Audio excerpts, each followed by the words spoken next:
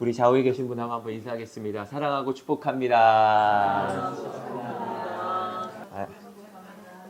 오늘도 은혜를 사모하셔서 오신 모든 분들 가운데 하나님의 은혜와 평강이 넘치기를 다시 한번 축복합니다. 제가 몇 달 전에 다이어트를 시작하면서 신앙생활이 다이어트하고 굉장히 유사점이 많다라는 생각이 들었습니다. 첫 번째는요, 다이어트를 하게 되면 칼로리가 높은 음식, 그러니까 음식을 골라 먹게 됩니다. 이건 칼로리가 높은 거, 지방이 많은 거, 그래서 하루에 이 열량을 계산해서 먹게 돼서 이거는 정크푸드, 이거는 먹어야 될 거, 이 골라 먹게 되는 거죠. 우리가 신앙생활도 마찬가지입니다. 나에게 영적으로 유익한 것을 보고 듣느냐, 아니면 내가 영적으로 해로운 것을 듣고 하냐, 이거는 우리가 골라서 섭취해야 되는 것처럼 들어야 될 것 같습니다. 두 번째로는요, 굉장히 부지런해야 된다는 겁니다. 우리 몸은요, 자연적으로 편안한 걸 추구합니다. 그래서 우리 몸이 요구하는 대로 먹고 싶은 거 계속 이렇게 먹잖아요. 어떤 분들은 그래요. 저는 먹는 거 별로 없는데 살이 쪄요. 아니요, 하루 일지를 적어보라고 그래요. 그러면요, 순간순간마다 자기가 이렇게 손이 가는 게 있어요, 음식들을. 그래 찌는 데는 이유가 있다. 이처럼요, 영적으로 나태해지나요? 우리가 영적으로도요, 가만히 있으면요, 나태해집니다. 기도하기 게을러지고, 예배하기 게을러지고, 성경 보기 힘들어지고, 그래서 점점 영적으로 나태해지게 된다라는 겁니다. 그리고 세 번째로 가장 중요한 부분인데요, 뜻을 정해야 됩니다. 자, 다이어트에 실패한 사람들이 대부분은요, 오늘은 먹고 내일부터 하자 그래요. 다 경험해 보시죠. 저도 그랬어요. 내일 이거 한 번만 먹고 내일부터 하면 돼. 항상 결단을 못하고 내일로 미루다 보니까 계속 살이 불어나는 거죠. 이처럼 우리 신앙생활도요, 하나님의 뜻대로 내가 살겠다, 말씀대로 살겠다, 거룩하게 살겠다, 믿음으로 좁은 길을 걸어가겠다라고 이렇게 뜻을 정하지 않으면요, 성경의 단 한 가지의 말씀도 우리는 지킬 수 없습니다. 우리 여러분 습관 하나 고치는 거 있잖아요. 막말하잖아요. 그러면 내가 이 말을 왜 했을까 하고요, 후회하고 돌아가요. 근데 또 왜 죄 짓는지 아세요? 그 죄에 대해서 결단을 내리지 않으니까 반복적으로 계속 죄를 짓게 되는 겁니다. 그래서 우리가 어떤 일들 가운데서 결단하는 신앙, 내가 이것을 끊겠다, 어떤 일을 하겠다라고 믿음으로 뜻을 정하는 것, 이것은 신앙생활에 있어서 너무나 중요합니다. 우리가 세상 속에 살면서 믿음을 지키는 일, 하나님을 기쁘시게 하는 이 영적 생활은요, 결코 쉽지 않습니다. 왜냐하면 우리 육신의 본성은요, 죄에 반응하고, 육신은 영적인 것을 사실은 거부하기 때문에 가만히 있으면 자연적으로 우리는 세상과 적당히 타협하면서 세상의 바라나 주님께 바라나 딱 걸쳐서 뜨뜻미지근한 신앙생활을 하게 된다는 거죠.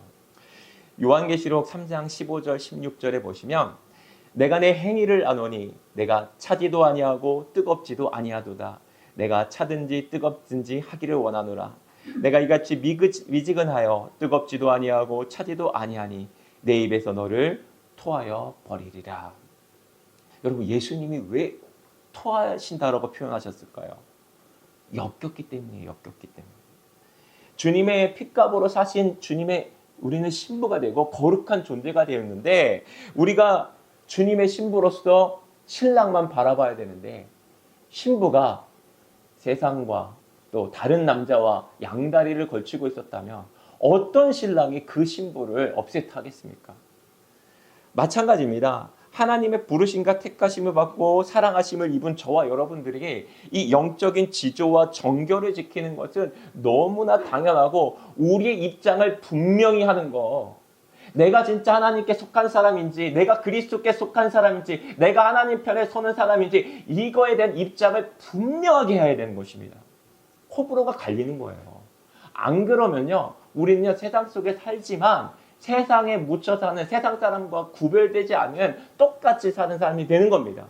그럼 주님이 내가 너를 토하여 내치리라 라고 말한 것입니다. 물론 우리가 때로는 넘어질 수 있고 미혹될 수도 있고 또 엎어질 수도 있지만, 중요한 것은 우리 방향성입니다. 다시 회개하고 거룩한 뜻을 향하여 가리라라는 이런 뜻을 정하는 삶이 필요하다라는 겁니다. 오늘 본문에서 다니엘은 어떤 뜻을 정했는지 우리 8절 말씀 같이 한번 읽어보겠습니다. 시작. 다니엘은 뜻을 좋아하여 왕의 음식과 그가 마시는 포도주로 자기를 더럽히지 아니하리라 하고 자기를 더럽히지 아니하도록 한만장에게 구하니. 자, 바벨론은요 유다를 이렇게 침공해갖고 귀족들을 왕궁으로 데려왔습니다. 이게 1차 침공 때인데요. 그 중에서 용모가 아름답고 지혜로운 자들을 선별해서 바벨론의 학문과 언어와 또 종교와 세계관을 가르쳐서 그들로 하여금 바벨론화 시키는 이 동화 정책을 이루었습니다. 그래서 그들은요 더 이상 유대인으로 사는 게 아니라 바벨로니아인으로 살 수 있도록 이렇게 만들어서 인재로 활용하려고 했습니다. 자, 그 일에 다니엘은 귀족이었고 또 왕의 선택을 받아서 이 교육을 받게 되었습니다. 그런데 한 가지 문제점이 생겼습니다. 그들에게 제공되는 이 왕의 음식과 포도주는 우상에게 제물로 바쳤던 그런 음식들이었습니다. 자, 그것을 먹으면 우상에게 드렸던 제물을 먹는다는 것은 우상을 숭배한 것과 같다라는 죄가 되었다는 겁니다. 대부분 우상에게 제사를 지내고 그 끝난 후에 제사 음식을 먹지 않습니까? 그래서 자신은 그 우상의 제물로 나를 거룩하게 지키겠다라는 데 뜻을 정했다라고 오늘 말하고 있습니다. 여러분 이 상황을 한번 보십시오. 다니엘은요 지금 포로의 신분입니다. 자, 왕이 주는 음식은요 왕의 명령이자 호의입니다. 어쩌면 그것을 먹는 것이 뭐 그다지 큰 죄가 되지 않을 수도 있다라고 생각할 수도 있습니다. 여러분 그게 음식을 먹는 게 뭐 내가 윤리 도덕적으로 누군가에게 죄를 짓거나 해를 끼치거나 뭐 그런 큰 죄겠습니까?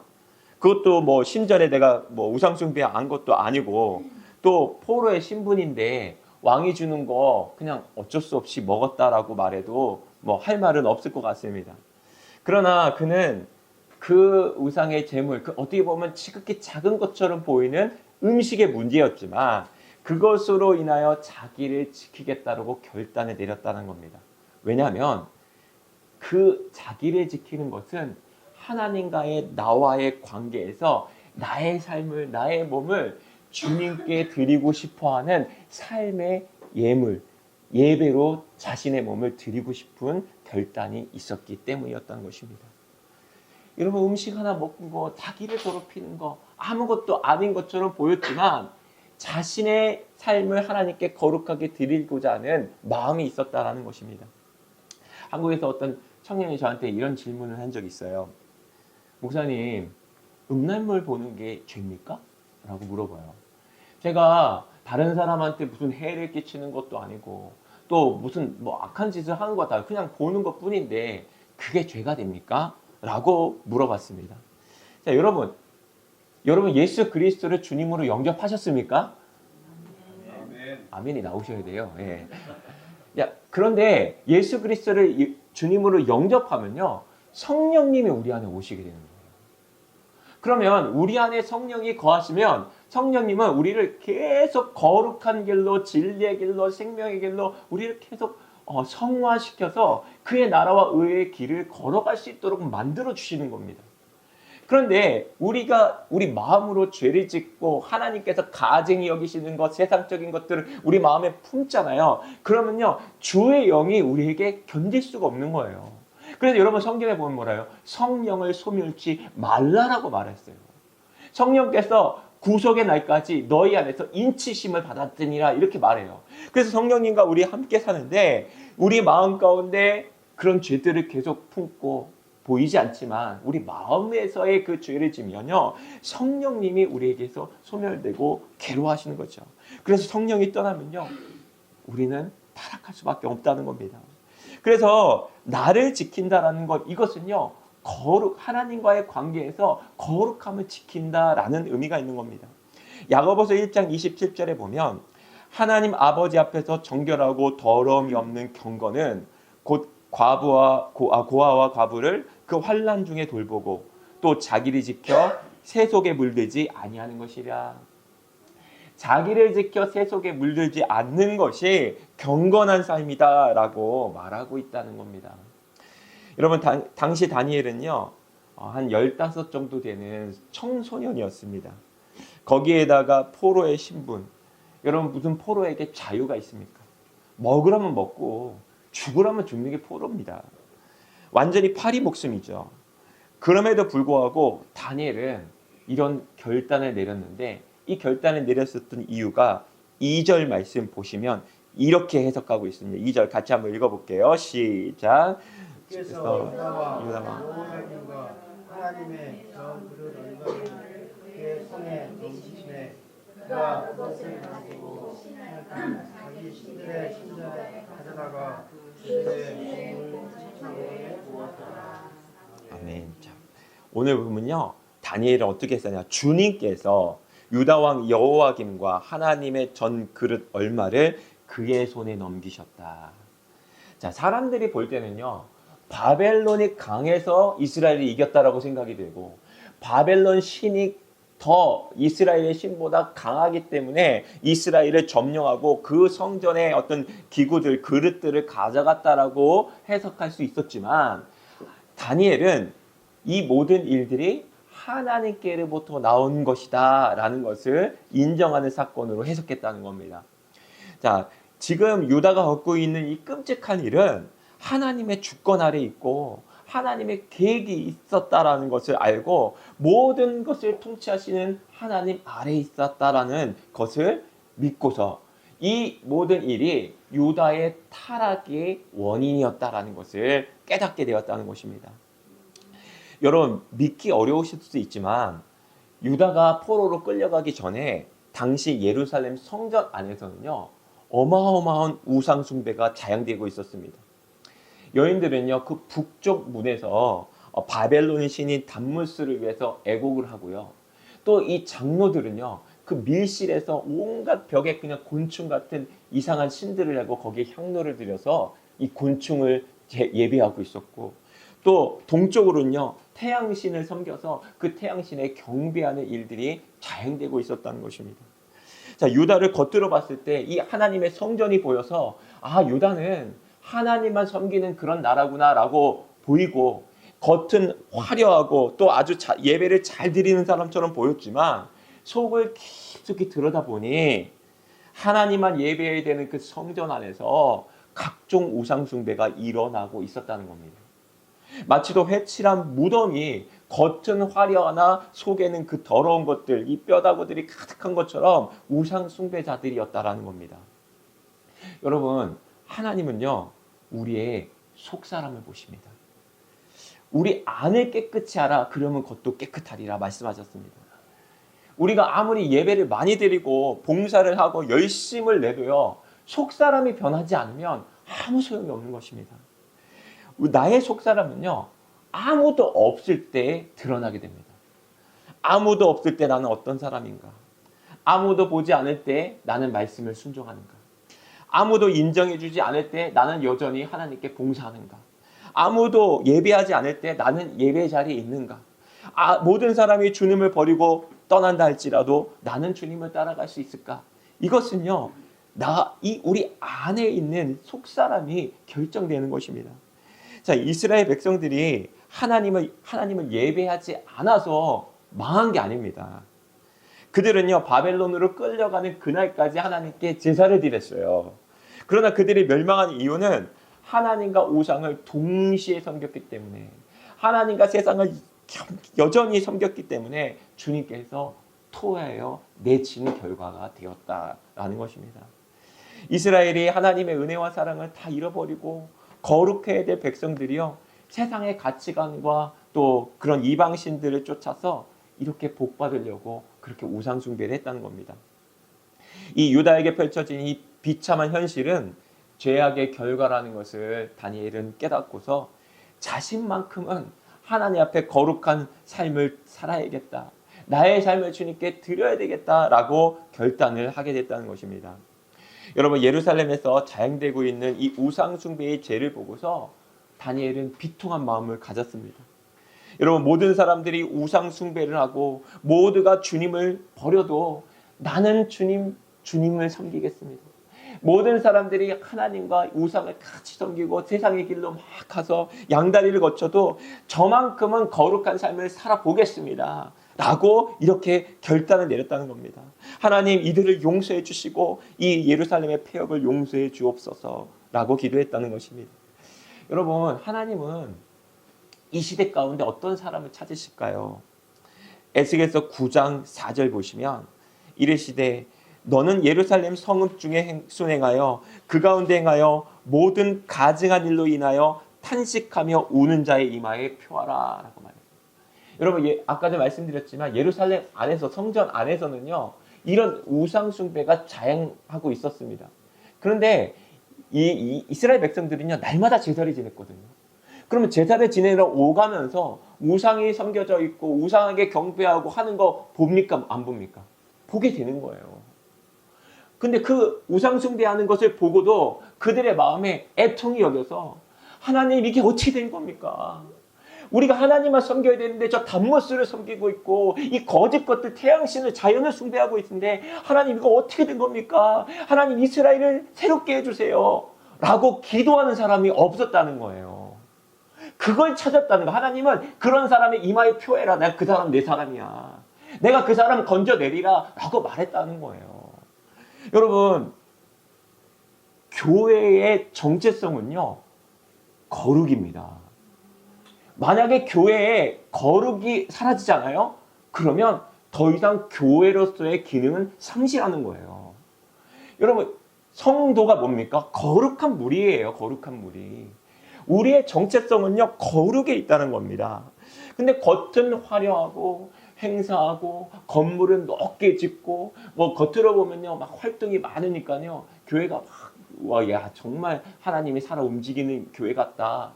교회가 정말 높이 올라가고 아름다우니까, 야, 이거 진짜 세련되다. 진짜 하나님께서 함께해서 이렇게 교회를 세웠구나. 크게 보이고 애쓰고 막 화려하다라고 이렇게 생각이 될 수 있는데, 그런 교회 안에 하나님이 중심이 아니라 돈이 중심이 돼서 돈 중심으로 움직이는 교회들이 굉장히 많다는 거예요. 어느 중직자가 저에게 이런 얘기를 하시더라고요. 괜찮아요.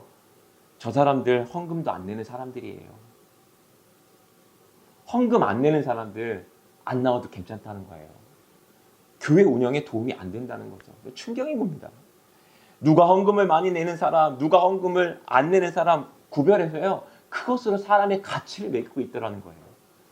여러분, 교회가요, 세상 가치를 그대로 수용해서 세상의 이치와 원리대로 운영하고 있는데도 그것을 비통하게 여기지 아니하고 오히려 인간적으로 그 교회도 이렇게 하니까 우리도 이렇게 하자 라고 이렇게 따라가서 교회가 타락하기 시작했다는 겁니다.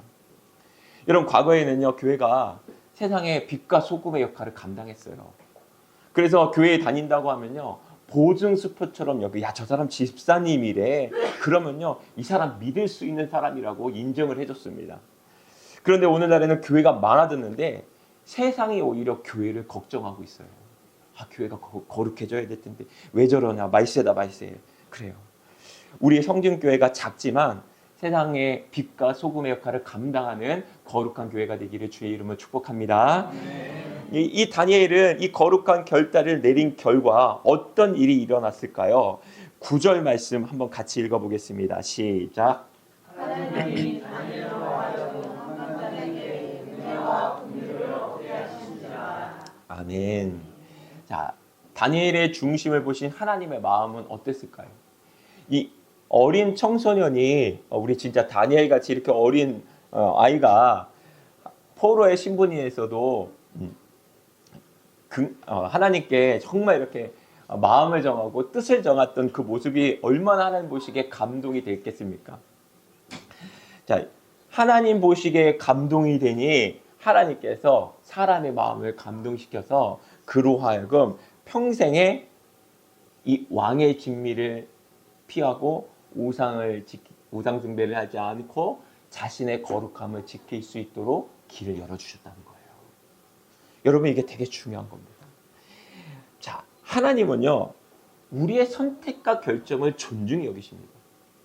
자, 우리가 연약하다는 이유로 어쩔 수 없다는 환경 때문에 아주 쉽게 죄를 수용하고 세상적인 것들을 따라가고 세상과 타협하면서 하나님을 예배하는 일을 소홀히 여길 수 있는데, 하나님 어쩔 수 없잖아요. 지금 환경이 이렇잖아요. 제가 지금 힘든 거 아시죠? 제가 지금 어려운 거 아시죠? 제가 지금 돈이 필요한 거 아시죠? 뭐 이런 일들을 하면서 하나님을 항상 뒷전으로 밀어요. 그렇게 살잖아요. 그러면요, 평생 세상의 이 물살에 휩싸여 사는 삶을 하게 됩니다. 여러분 보세요. 죽은 고기는요, 바다 물결에 쓸려다닙니다. 근데요, 살아있는 물고기는요, 그 물결을 뚫고 나가는 거예요. 이 세상이 아무리 파도가 세게 쳐들어 할지라도요, 살아있는 그리스도인은요, 그 파도에 그냥 휩싸여서 가는 게 아니라 그 파도를 뚫고서 하나님이 원하시는 길로 뚫고 간다라는 거예요. 여러분, 그래서 우리가 이 세상적인 그리스도인으로 살아가는 것은 다른 게 문제가 아니에요. 우리가 하나님 앞에 뜻을 정하지 못하고 마음을 정하지 못했기 때문에 술에 물 탄 듯 물에 술 탄 듯 세상과 동화되며 살아가게 된다는 겁니다. 여러분, 하나님은요, 정말 우리의 선택과 결정을 존중하세요. 하나님 우리에게 주신 자유의지는요, 선악과를 먹을 수 있는 자유의지예요. 그 말은 무슨 말이냐면 하나님을 완전히 거부할 수 있는 자유의지였다는 거예요. 그런데 하나님께서 우리에게 성령의 감화 감동으로 바른 길을 갈 수 있도록, 진리의 길, 생명의 길을 갈 수 있도록 이렇게 감동을 주시지만, 결정적으로 우리가 예수님 믿는다고 해서 자동적으로 주님께 순종이 되는 것도 아니고, 내가 예수님을 믿습니다, 나의 구세주입니다 라고 고백한다고 해서 내가 자동적으로 좁은 길 걸어가는 건 아니라는 거예요.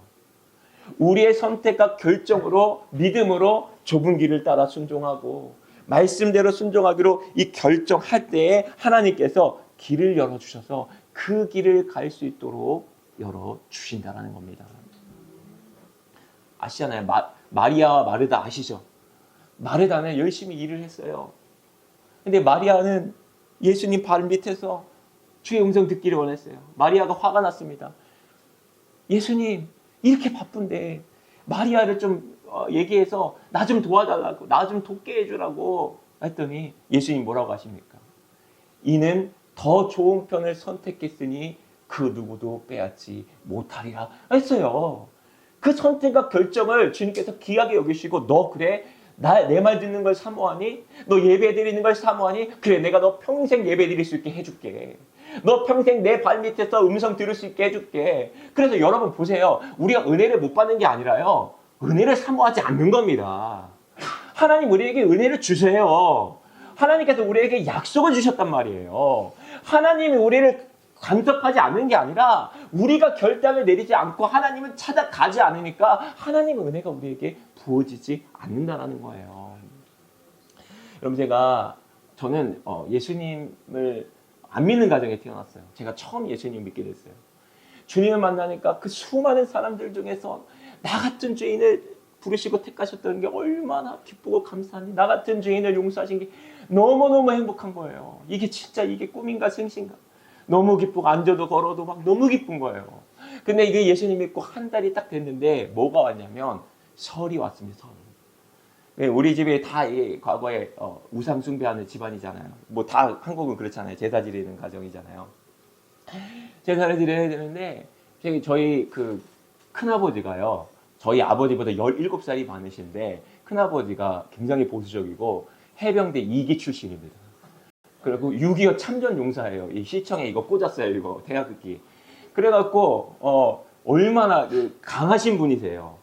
근데 제가 예수님 믿고서 이거 대저 이방신에게 제사하는 것은 귀신에게 하는 것이니 나는 너희가 귀신과 교제하는 자가 되지 않기를 원하노라 하는 주의 말씀이 확실히 믿어지고, 하나님 외에는 신이 없어, 나는 절대로 절하지 않을 거야, 절대로 난 그 음식도 먹지 않을 거야 라고 뜻을 정하고 갔습니다. 제가 그때 18인가 그랬어요. 19 들은 그 나이였어요. 그런데 정말 무서웠죠. 제가 거절했어요. 거기까지 분위기가 쌓였죠. 근데 이 제사상 이제 음식 나오잖아요. 근데 제가 그랬어요. 근데 동생한테, 야, 너 나 따라와. 그래갖고 동생을 데리고 그 밥 먹는 시간에 탈출했어요. 그때는 그냥 제가 믿음이 너무 이렇게 견고해갖고 제사 음식도 난 안 먹는다. 그리고 그냥 갔어요.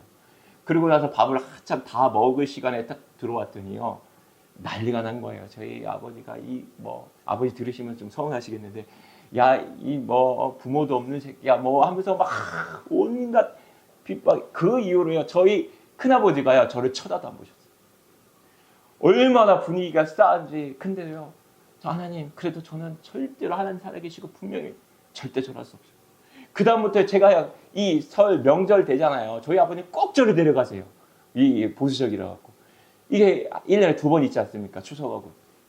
갈 때마다 기도를 하는데, 이제는 담대함이 생겨서 제가 들어가자마자 그 자리에서 그냥 무릎을 꿇었어요. 하나님, 이길 수 있는 힘 주세요. 담대함 주세요. 난 절대로 맞더라도는 안 하겠습니다.